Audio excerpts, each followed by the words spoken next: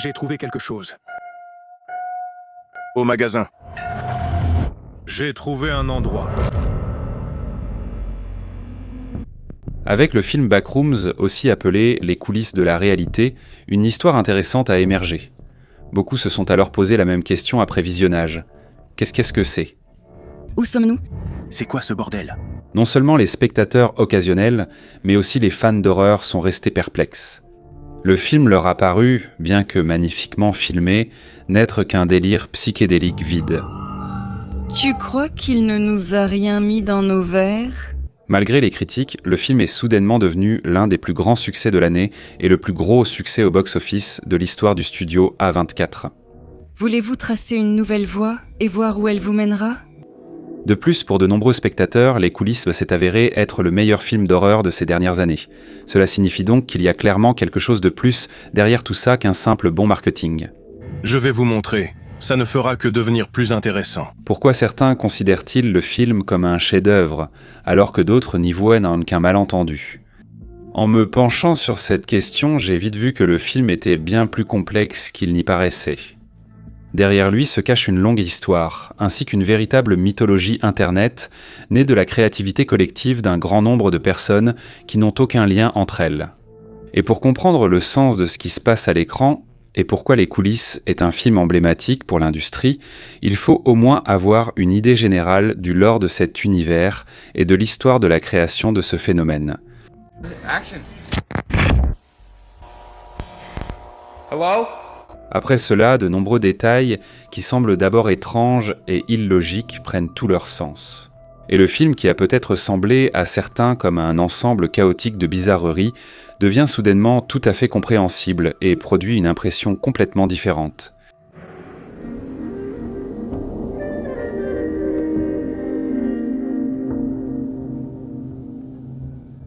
L'histoire mérite sans doute de commencer par la personnalité de Kane Parsons. C'est lui le réalisateur du film Les coulisses de la réalité. Et dire qu'il est un novice dans le grand cinéma, c'est presque ne rien dire. C'est son premier long métrage en tant que réalisateur, et au moment du tournage, il n'avait que 20 ans. Pour le cinéphile moyen, il est un parfait inconnu. Mais pour les fans de Backrooms, il est connu sous le pseudonyme de Kane Pixels, un youtubeur qui, bien avant la sortie du film, est devenu l'une des figures clés de toute la mythologie des Backrooms. Ok les gars, c'était bien. On prend un plan large et on a fini. D'accord? Ouais. Et ici, il est important de souligner qu'il s'agit d'un parmi d'autres. Mais qui sont donc ces autres auteurs ? Et pourquoi le studio a-t-il confié le projet à un youtubeur de 20 ans ? Pour comprendre cela, il faut revenir en 2019.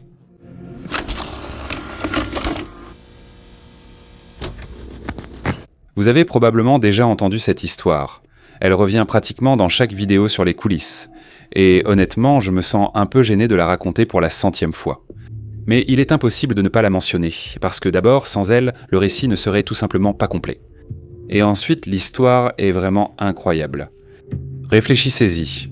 Connaissez-vous beaucoup de cas où une légende populaire d'Internet à l'échelle mondiale, qui a ensuite été adaptée à l'écran et a rapporté des centaines de millions de dollars, a commencé avec une seule photo publiée quelque part sur un forum de niche. Je ne me souviens pas de tels exemples. En mai 2019, sur le forum Fourchand est apparue cette fameuse photo d'une étrange pièce jaune. Il n'y avait ni scénario, ni univers élaboré, ni des dizaines de niveaux et de monstres. Il n'y avait qu'une image qui, pour une raison quelconque, provoquait chez beaucoup un étrange sentiment d'inquiétude. D'ailleurs, nous reviendrons sur la question du pourquoi un peu plus tard, attendez jusque-là. Il y a aussi pas mal de détails intéressants.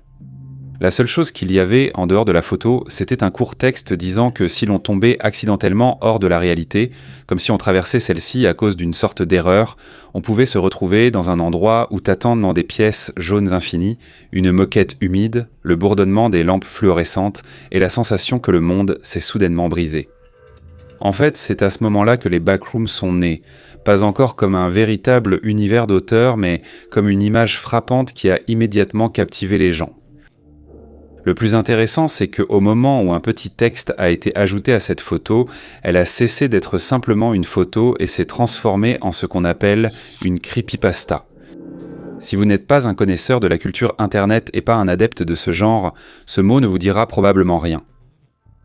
La creepypasta, c'est en fait une histoire effrayante sur Internet, un court récit ou texte qui fait peur et que les gens copient et s'envoient les uns morts les uns aux autres.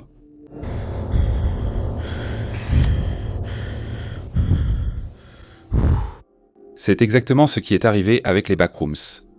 Les gens ont commencé à discuter et à développer cette idée. Depuis le forum Fourchant, l'idée est passée sur Reddit, puis sur les wikis et enfin dans les jeux vidéo. Des niveaux, des entités et des règles sont apparus. C'est-à-dire qu'à partir d'une seule photo et d'un court texte, tout un univers a progressivement vu le jour. C'est ici qu'apparaît Kane Parsons. C'était un post absolument anonyme. Dans ce cas, il est impossible de savoir le message contenait mal quelque chose d'un jaune sale. On ne comprenait pas vraiment de quel endroit il s'agissait, une réserve, un meuble ou autre chose. Et à côté, il n'y avait qu'un seul paragraphe de texte, qui en fait posait tout le concept. Et ce qui est important, c'est qu'il n'ajoute pas simplement quelques idées personnelles au lore déjà existant. Il fait quelque chose de bien plus important. Il prend tout ce matériel collectif anonyme et disparate d'Internet et décide d'en faire un court-métrage. Une œuvre audiovisuelle cohérente avec sa propre atmosphère, sa logique et sa signature d'auteur. Vous doutez de moi ?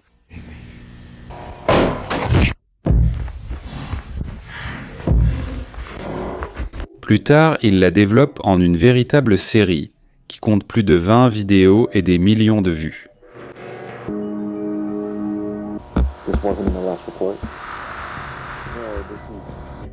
Kane se rappelait avoir découvert les backrooms alors qu'il était encore à l'école. À l'époque, bien sûr, il n'a pas pensé qu'il fallait absolument en faire une série. Mais l'idée en elle-même l'a vraiment marqué. Et après un certain temps, il a décidé de vérifier s'il pouvait recréer cet espace visuellement. En fait, c'est à partir de là que commence son véritable rôle dans toute l'histoire des backrooms. C'est pourquoi le fait que A24 ait invité Kane Parsons en tant que réalisateur est en réalité tout à fait justifié. Personnellement, un autre aspect de cette histoire m'a particulièrement intéressé. Les creepypastas, mèmes et histoires effrayantes en ligne semblent être un phénomène récent. Mais en réalité, dans le cas des coulisses, c'est une illusion. Voici par exemple un extrait de l'intrigue d'une histoire similaire. Je vais vous la raconter et vous essayerez de deviner d'où elle vient. Un homme possédait 2 objets magiques dotés d'un immense pouvoir. Un jour, en jouant avec eux, il les a accidentellement fait tomber dans une fissure menant au monde souterrain. Son compagnon est descendu pour récupérer ce qui avait été perdu. Avant de descendre, on lui a donné des instructions pour survivre. Ne pas porter de vêtements propres, ni utiliser d'encens, ni prendre de bâtons ou de chaussures. Ne fais pas de bruit, ne te fais pas remarquer, deviens pour les habitants de cet endroit l'un des leurs, et surtout, ne te laisse pas emporter par tes émotions. Si tu vois des personnes que tu aimes, ne te précipite pas vers elles. Si tu rencontres des ennemis, ne règle pas tes comptes. Mais l'homme a enfreint toutes les règles presque aussitôt après sa descente, et c'est pourquoi il n'est jamais revenu en arrière. À votre avis, d'où cela vient-il ? Quels sont les personnages principaux de cette histoire ? Si vous avez compris tout de suite, je vous rends hommage. Vous vous y connaissez en culture, car je viens de résumer très grossièrement un fragment du mythe sumérien de Gilgamesh et du monde souterrain, qui a plus de 4000 ans. À l'origine, il ne figurait pas dans l'intrigue principale de l'épopée de Gilgamesh, c'est plutôt un spin-off. Et si l'on y réfléchit, c'est une idée très similaire à celle des backrooms, le passage vers un autre niveau de réalité, un espace étranger avec ses propres lois et règles, et le risque de ne jamais pouvoir revenir en arrière. Donc comme vous pouvez le voir, les Sumériens avaient déjà leurs propres backrooms, il y a plus de 4000 ans. Mais il y a encore un autre point intéressant. En fait, nous avons affaire à un phénomène assez ancien. Après tout, les mythes, les légendes et les contes ne sont pas apparus hier, et certainement pas avec l'arrivée d'Internet. Au départ, ce n'étaient que des mythes sans auteur identifiés. Par exemple, des histoires sur le labyrinthe du Minotaure, Orphée descendant dans l'autre monde, ou des personnes piégées dans un lieu sans issue. Puis vers les légendes médiévales, superstitions et récits sur les esprits de la forêt et les fantômes. Plus tard, il y eut les légendes urbaines, qui étaient elles aussi transmises oralement, changeant constamment et vivaient leur propre vie. Internet a simplement donné à ce mécanisme ancien une nouvelle forme et un nouveau moyen de diffusion. C'est pourquoi on peut tout à fait considérer le S-Coulisses comme une réincarnation moderne des mythes, un folklore numérique, une création collective et anonyme qui n'appartient à aucun auteur en particulier. D'accord, direz-vous, tout cela est certes intéressant. Mais quel rapport tout cela a-t-il avec le cinéma contemporain ? Et pourquoi les coulisses de la réalité, malgré tout son aspect subjectif, est-il soudainement devenu un événement aussi important ? Et pourquoi le fait d'en parler dépasse-t-il largement la simple discussion autour d'un énième film d'horreur ? La raison en est le contexte. Le film Les coulisses de la réalité est sorti pratiquement en même temps qu'une autre grande sortie. Mais Le Mandalorien est Grogu, un nouveau chapitre de l'une des franchises les plus populaires au monde, Star Wars. Derrière elle se trouve Disney, le studio qui est aujourd'hui la force dominante à Hollywood et le détenteur absolu du record du box-office cumulé dans l'histoire de l'industrie cinématographique. Et si l'on regarde les résultats de ces deux films, le tableau devient assez intéressant. Mandalorian et Grogu, représentant l'une des franchises les plus reconnaissables et rentables de Disney, ont rapporté environ 297 millions de dollars dans le monde entier, tandis que Les coulisses de la réalité a rapporté environ 220 millions. Oui, il y a une petite différence en faveur de Star Wars, mais il y a un détail, le budget de production. Pour Mandalorian, il était d'environ 165 millions de dollars, alors que le budget des coulisses n'était que de 10 millions. Dix. Et qu'est-ce que ça donne ? Qu'un gars d'une vingtaine d'années, venu de YouTube, a surpassé un géant du cinéma sur son propre terrain. C'est précisément pour cette raison que ce cas avec Backrooms peut être qualifié de marquant. Parce qu'il illustre très clairement l'un des principaux problèmes de l'industrie cinématographique moderne. Les studios hollywoodiens ont depuis longtemps pris l'habitude d'agir selon des schémas éprouvés et comprennent de moins en moins ce qui intéresse réellement le public. Si l'on utilise la terminologie des backrooms, ils choisissent les mêmes itinéraires depuis des années, errant dans les mêmes backrooms. Они годами выбирают одни и те же маршруты, блуждают по одним и тем же. Ils savent que les backrooms sont un projet colossal à gros budget. Chacun a ses propres cycles et habitudes qui nous poussent à tourner en rond, à recourir encore et encore aux mêmes solutions.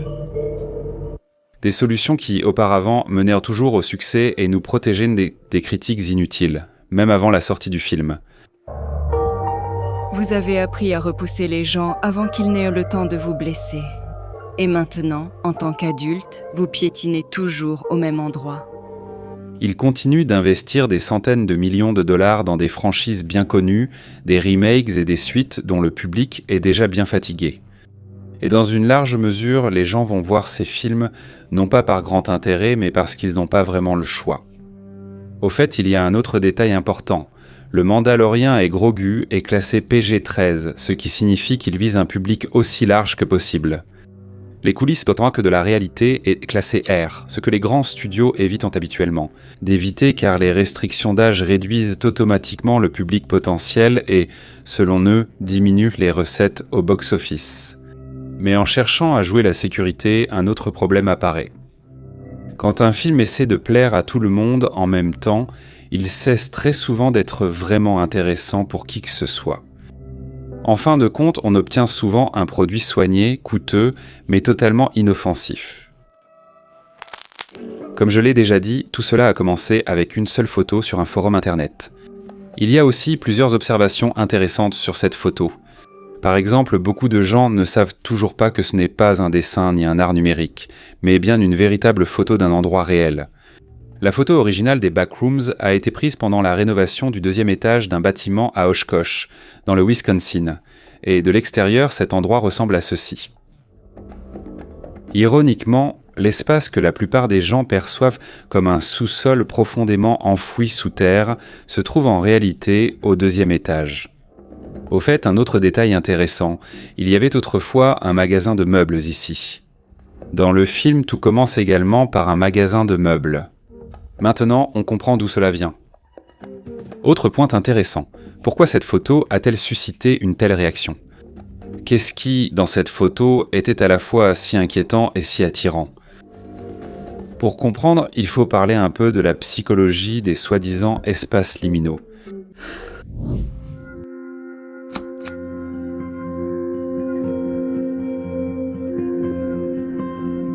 Je pense que dans presque chaque vidéo ou article sur les espaces liminaux, on répète toujours le même mantra. Les espaces liminaux font peur. Des couloirs vides dans des lieux déserts, des endroits qui sont normalement remplis de monde, sont censés provoquer de l'anxiété à cause de leur vide inhabituel. Mais soyons honnêtes une bonne fois pour toutes, ce n'est pas tout à fait vrai. De tels espaces n'effrayent pas tout le monde. Si les espaces vides faisaient vraiment aussi peur, alors les parkings à plusieurs niveaux seraient depuis longtemps devenus un lieu de traumatisme psychologique de masse. Cependant, les gens continuent pour une raison quelconque à les utiliser tranquillement et n'essuient pas nerveusement la sueur de leur front après chaque visite de tels endroits. Si vous êtes, bien sûr, la personne qui fait encore des cauchemars après avoir visité un parking, n'hésitez pas à en parler dans les commentaires. Ce sera intéressant d'en discuter. Je dirais même plus. Beaucoup de gens aiment ces endroits et ils leur procurent un sentiment de calme et de sérénité. Si vous voulez des preuves, voici les résultats d'un sondage que j'ai réalisé sur ma chaîne. Oui, comment expliquez-vous la présence de ces vidéos ASMR sur YouTube ? Par exemple celle-ci. Ou celle-là. Ou même celle-ci. Et je rappelle, c'est de l'ASMR ce qu'on écoute pour apaiser l'anxiété et s'endormir. Donc l'idée même que les espaces liminaux provoquent automatiquement de la terreur est clairement exagérée. Mais l'effet existe bien, et c'est justement de cela qu'il faut parler en détail. L'explication la plus populaire est liée à l'effet de la vallée dérangeante. L'effet de la vallée dérangeante désigne ce malaise ressenti face à quelque chose de presque humain, mais pas totalement. Par exemple, un robot, une poupée ou un personnage numérique qui paraît trop réaliste, mais dont certains petits détails trahissent au quelque chose de non-vivant. J'en ai parlé plus en détail dans la vidéo sur les androïdes de l'univers Alien. Je laisserai le lien dans la description. Les backrooms reposent principalement sur un principe similaire. Les pièces semblent familières, voire banales, mais il y a toujours quelque chose qui cloche. Une géométrie étrange, une porte mal placée, des proportions illogiques des pièces ou des couloirs. Si vous regardez attentivement le film, il y a énormément de détails de ce genre.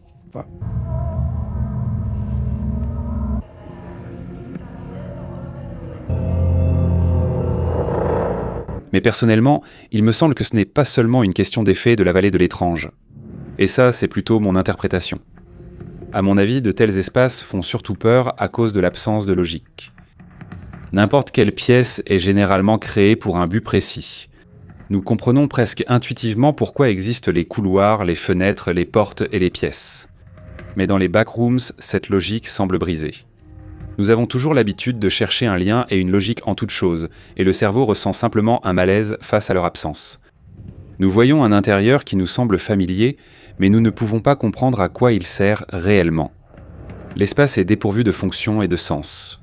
C'est précisément cela qui inquiète. C'est pourquoi les backrooms sont un véritable cauchemar pour un architecte. Par ici. Non, je n'irai plus là-bas. Voilà. Voilà. Oh. Quoi? Mais qui construit comme ça? Qui construit comme ça? Qui construit comme ça, hein? À cela s'ajoute une autre peur, sans doute la plus ancienne et la plus compréhensible, la peur de l'inconnu. Nous ne savons pas ce qui se trouve après le prochain tournant, nous ne savons pas où mène la prochaine porte, nous ne comprenons pas si ce couloir a une fin quelque part. Notre cerveau élabore en permanence des prévisions sur l'avenir. Dans les backrooms, cette capacité se brise. Ici, il est impossible de prédire quoi que ce soit, car l'espace refuse d'obéir aux règles habituelles. C'est précisément pour cette raison que chaque nouveau tournant commence à être perçu comme une menace potentielle. Le film Les coulisses de la réalité, si on le regarde comme un film d'horreur classique, peut facilement passer pour un beau délire psychédélique dénué de sens. Mais si l'on sait d'où il vient, selon quelles lois son monde est construit et pourquoi cette image s'est ancrée aussi profondément dans la culture, on se retrouve soudainement face à l'un des films d'horreur les plus fascinants de ces dernières années. Dans cette vidéo, nous n'avons en fait examiné que ses origines et nous n'avons même pas abordé l'intrigue ni les personnages. Et là aussi, il y a pas mal de questions. Par exemple, qu'est-ce que l'envers du décor? Quelle est la nature de l'entité et de ses habitants? Pourquoi nous montre-t-on régulièrement l'empreinte de main dans le béton de la docteure Mary Klein? Pourquoi le film commence-t-il par des images où l'on voit des ouvriers démolir une maison? Comment le thème de l'état psychologique des personnages est-il lié à tout ce qui se passe? Et est-ce que c'est vraiment lié? Enfin, la question principale, la docteure Mary est-elle sortie de l'envers du décor? J'essaierai de répondre à toutes ces questions dans la prochaine vidéo sur ce film, qui sortira quelques jours seulement après celle-ci. Je pense que vous savez quoi faire si vous ne voulez pas la manquer. Bien que très probablement, au moment où vous regardez ceci, la vidéo soit déjà sortie et le lien soit déjà dans la description. Ні.